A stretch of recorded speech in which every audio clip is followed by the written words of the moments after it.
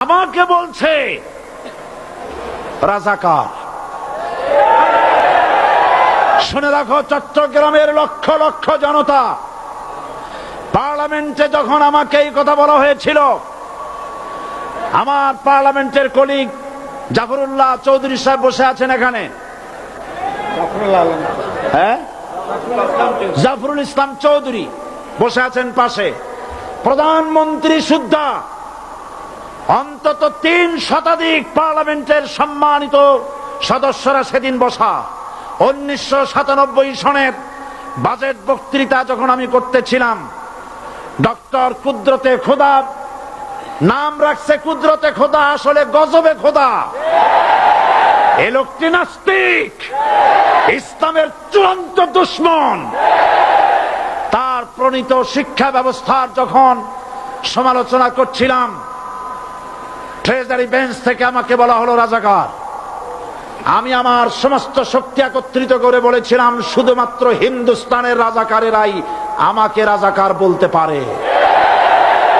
আমি বলেছিলাম 1973 সন পর্যন্ত আমি বাংলাদেশের কোন রাজনৈতিক দলের নেতা এবং কর্মী ছিলাম না। আমি রাজাকার নই। আমাকে রাজাকার বলে যদি তাকেও প্রমাণ করতে না পারে, 10 কোটি টাকার মানহানি মামলা দায়ের করব। আমার এই বক্তব্য সারা দুনিয়া শুনেছে। পার্লামেন্টে আমার এই বক্তব্য রেকর্ড হয়ে আছে। সেদিন ৩ শতাধিক পার্লামেন্ট মেম্বারের কেউ আমার চ্যালেঞ্জ গ্রহণ করেন নাই। যে কোনো ব্যক্তি পার্লামেন্টে গিয়ে আমার বক্তৃতা দেখে আসতে পারেন।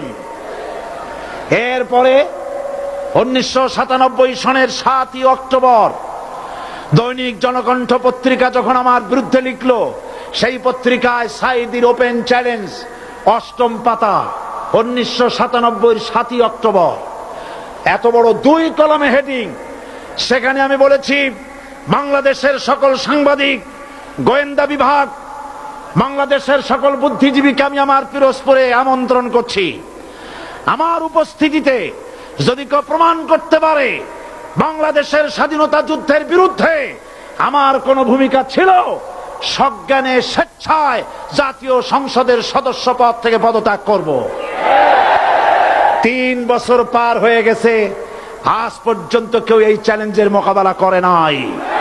সুতরাং আমাকে যারা রাজাকার বলবে, তারা পিতৃ পরিচয়হীন অবৈধ সন্তান। 1971 সনের শোনো মুসলমানেরা,